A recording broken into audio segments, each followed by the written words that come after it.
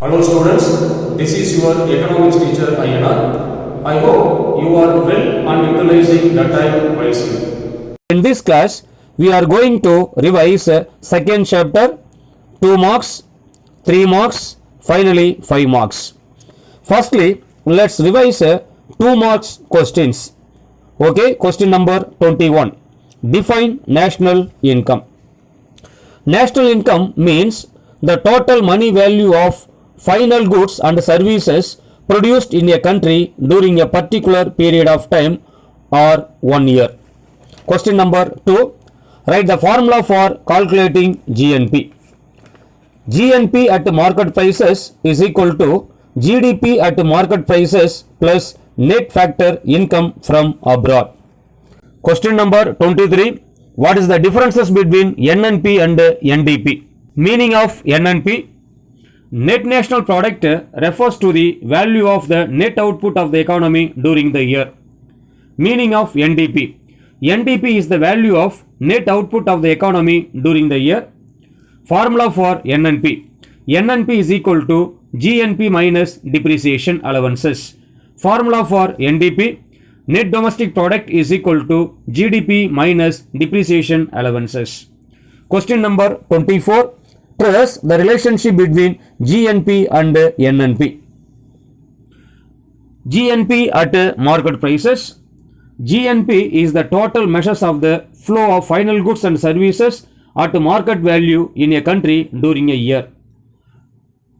Market prices for NNP. Net national product refers to the value of the net output of the economy during the year. Formula for GNP. GNP at market prices is equal to GDP at market prices plus net factor income. Formula for NNP. NNP is equal to GNP minus depreciation allowances. Question number 25. What do you mean by the term personal income? Personal income is the total income received by the individuals of a country from all the sources before payment of direct tax in the year. Formula for personal income. Personal income is equal to national income minus social security contribution and undistributed corporate profits plus transfer payments. Question number 26. Define GDP deflator. GDP deflator is an index of price changes of goods and services included in GDP. It is the price index which is calculated by dividing the nominal GDP in a given year by the real GDP for the same year and multiplying it by 100. Formula for GDP deflator. GDP deflator is equal to nominal GDP by real GDP into 100. Question number 27. Next we will discuss 3 marks question. Question number 28. Write a short note on per capita income. The average income of a person of a country in a particular year is called per capita income. Per capita income is obtained by dividing national income by population. Formula for per capita income. Per capita income is equal to national income by population. Question number 30. Explain briefly NNP at factor cost. NNP at factor cost. NNP refers to the market value of output, whereas NNP at factor cost is the total of money payments made to factors of production. Thus, the money value of NNP at market price, we deduct the amount of indirect taxes and subsidies to arrive at the net national income at factor cost. Formula for net national product at factor cost. Net national product at factor cost is equal to NNP at market prices minus indirect taxes plus subsidies. Question number 31. Give short note on expenditure method. Expenditure method or total outlay method. Under this method, the total expenditure incurred by the society in a particular year is added together.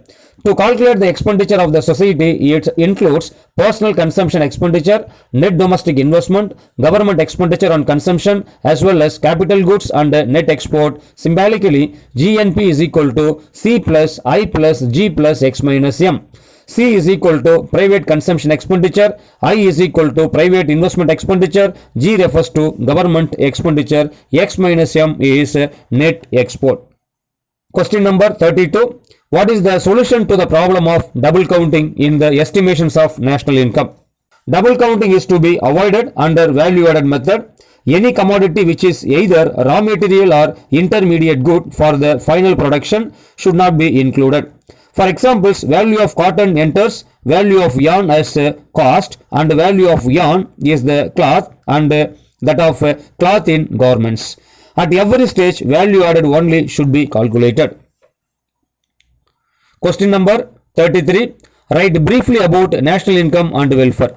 National income and welfare. National income is considered as an indicator of the economy, well-being of a country. The economic progress of the countries is measured in terms of their GDP per capita and their annual growth rate. A country with a higher per capita income is supposed to enjoy greater economic welfare with a higher standard of living. Question number 34. List out the uses of national income. First, to know the relative importance of the various sectors of the economy and their contribution towards national income. Second, to formulate the national policies such as monetary policy, fiscal policy and other policies. Third, to formulate planning and evaluate plan progress.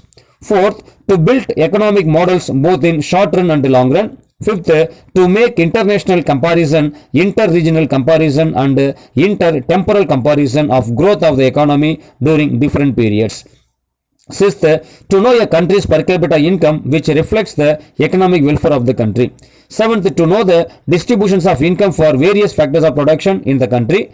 Eighth, to arrive at many macroeconomic variables such as tax GDP ratio, current account deficit GDP ratio, fiscal deficit GDP ratio, debt GDP ratio, etc.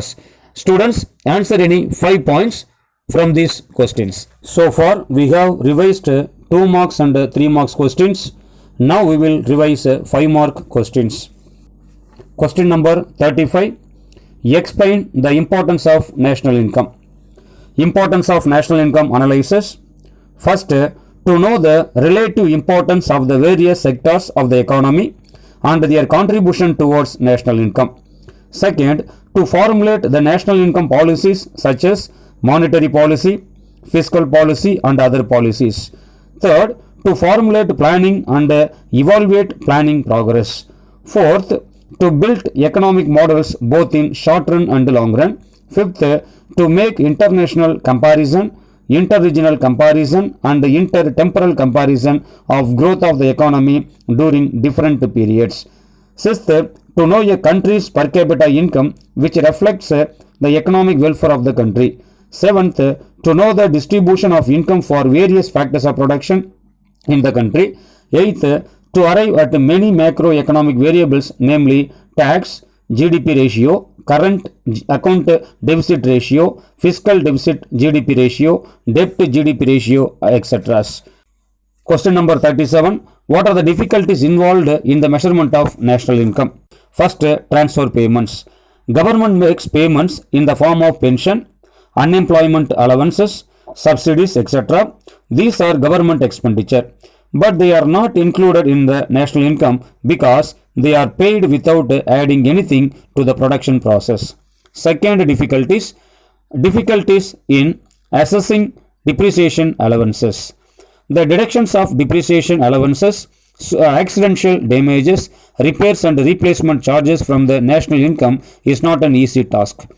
It requires high degree of judgment to assess the depreciation allowances and other charges. Third, unpaid services.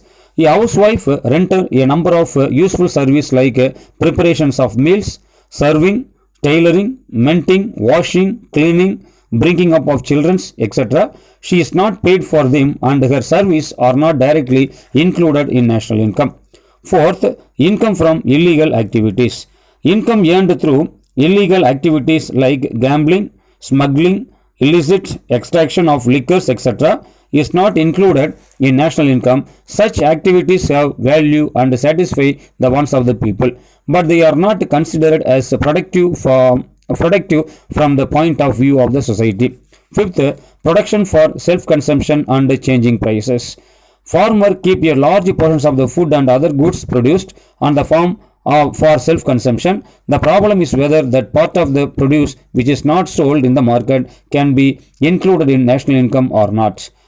Sixth one, capital gains. The problem also arises with regard to capital gains. Capital gains arises when a capital assets such as a house, other property, stocks or shares etc.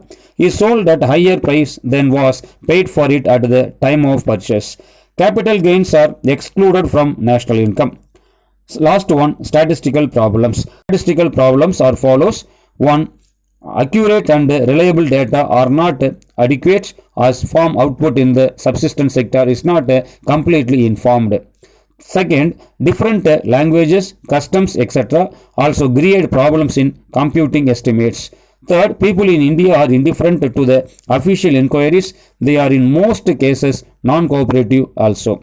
Fourth, most of the statistical staff are untrained and inefficient. That's all for today. We will continue in the next class.